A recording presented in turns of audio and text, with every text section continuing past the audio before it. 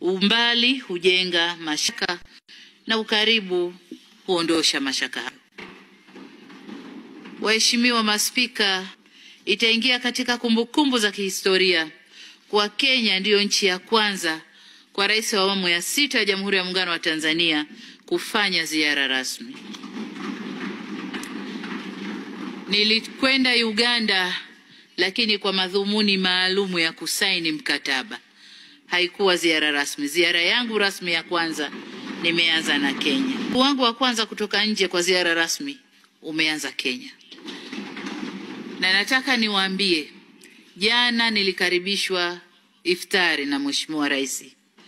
Lakini wakati tuko kwenye iftari na baadaye chakula cha usiku, kulikuwa kuna dua nyingi sana zimesomwa, na baada kumalizika dua mvua ikanyesha. Ilikuwa baraka kubwa sana. Mungu ameweka baraka kwenye ziara yangu na yale yote ambayo uhusiano wa Tanzania na Kenya ni wa kipekee sana. Ni uhusiano uliofungwa katika mafundo matatu. Fundo la kwanza, kutenganishwa na mipaka ya kuchorwa kwenye ramani. Makabila ya pande mbili za mpaka yanaingiliana na watu wake ni wale wale wamoja. Tanzania inapakana na nchi 8, lakini ni nchi ya Kenya pekee ndiyo ambayo tuna jamii nyingi au nyingi zaidi zilizopo katika pande mbili za nchi zetu.